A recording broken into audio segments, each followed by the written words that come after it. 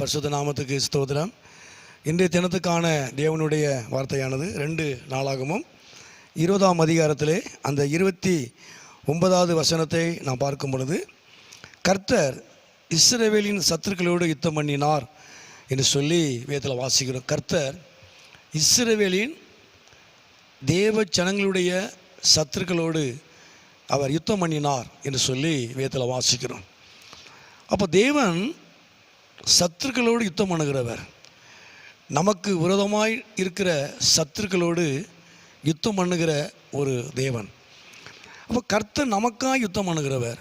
வேதத்தில் வாசிக்கிறோம் யாத்திராமலே. அப்போ கர்த்தர் நமக்காக யுத்தம் பண்ணுகிறவர். யுத்தம் கர்த்தருடையது என்று சொல்லி நாம் வேதத்தில் வாசிக்கிறோம்.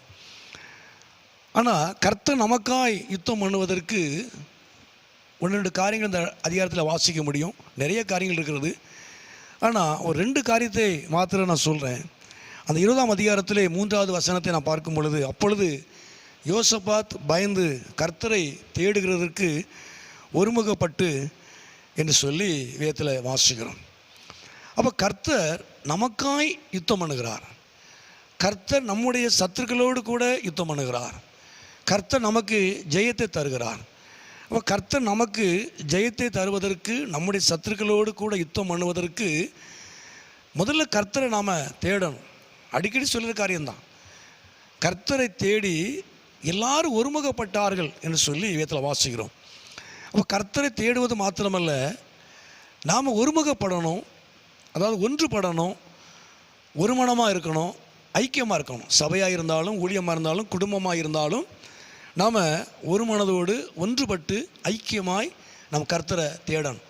அது மாத்திரம் நம்ம தொடர்ந்து நம்ம 2வது வாசிக்கும் பொழுது, அந்த 12வது வசனத்தை நான் வாசிக்கும் பொழுது, அதாவது எங்களுக்கு விரோதமாய் வந்த இந்த ஏராளமான கூட்டத்துக்கு முன்பாக நிற்க எங்களுக்கு பலன் இல்லை. நாங்கள் செய்ய வேண்டியது இன்னதென்று எங்களுக்கு தெரியவில்லை. ஆகையால் எங்கள் கண்கள் உண்மையே நோக்கி கொண்டிருக்கிறது என்று சொல்லி பார்க்கிறோம். அதாவது 3வதாக கர்த்தருக்கு முன்பாக நின்றார்கள். கர்த்தரை தேடினார்கள், ஒருமுகப்பட்டார்கள், கர்த்தருக்கு முன்பாக நின்றார்கள். அதுதான் ஒரு முக்கியமான ஒரு காரியம். ஒரு மனிதனுக்கு முன்பாய் அல்ல, ஒரு நிர்வாகத்துக்கு முன்பாய் அல்ல, ஒரு 3வது மனிதனுக்கு முன்பாய் அல்ல, ஒரு பெரிய தலைவனுக்கு முன்பாய் அல்ல. பிரச்சனைகள் மாறுவதற்கு, நம்முடைய எதிர்ப்புகள் மாறுவதற்கு ஒரு 3வது ஒரு மனிதரை தேடி அவங்களுக்கு முன்பாய் போய் நிற்கிற ஒரு காரியம் அல்ல.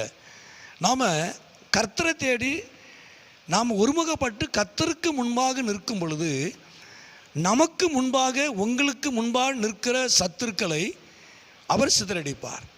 உங்களுக்கு முன்பாக இருக்கிற எதிர்ப்புகளை, உங்களுக்கு முன்பாக இருக்கிற தடைகளை, பிரச்சனைகளை அவர் தான் மாற்றுவார். ஆனால் நாம் கர்த்தருக்கு முன்பாக நிற்கணும். அதுதான் உண்மையான ஒரு காரியம். அப்போ கர்த்தருக்கு முன்பாக நிற்கிற மனிதன் தான் ஜெயிக்க முடியும். ஒரு மனிதனுக்கு முன்பாக, ஒரு ஸ்தாபனத்துக்கு முன்பாக, ஒரு பெரிய நிர்வாகத்துக்கு முன்பாக, ஒரு பெரிய தலைவனுக்கு முன்பாக நிற்கிறதுனால எந்த பிரச்சனையும், எந்த ஒரு காரியமும் மாறாது. நம்ம எதுலேயுமே நம்ம ஜெயம் எடுக்க முடியாது. ஆனால் நாம் கர்த்தருக்கு முன்பாக நாம் நிற்கும் பொழுது, நமக்கு முன்பாக இருக்கிற பிரச்சனைகளையும், தடைகளையும், சத்துருக்களையும் தேவன் சிதறடிப்பார். ஏன்னா தேவ ஜனத்துக்காக அவர் யுத்தம் பண்ணுகிறவர்.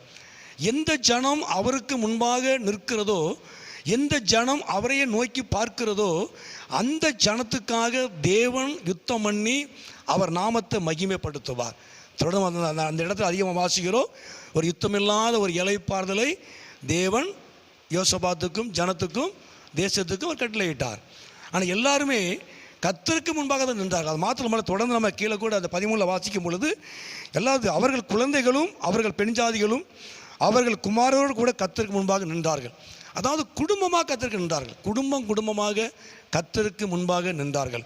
உண்மையாகவே இந்த நாட்களில் தனிப்பட்ட நம்முடைய வாழ்க்கையில் நாம் குடும்பமாக, நம்முடைய குடும்பத்தினுடைய பிரச்சனை மாறுவதற்கு, நம்ம குடும்பத்தில் நம்ம குடும்பமாக நம்ம கர்த்தருக்கு முன்பாக நிற்கும் பொழுது, நமக்கு முன்பாக, உங்கள் குடும்பத்துக்கு முன்பாக இருக்கிற எல்லா பிரச்சனைகளையும், எல்லா தடைகளையும் கர்த்தர் மாற்றி ஒரு யுத்தமில்லாத ஒரு இளைப்பாறுதலை அவர் உங்களுக்கு தருவார். காரணம், யுத்தம் கர்த்தருடையது.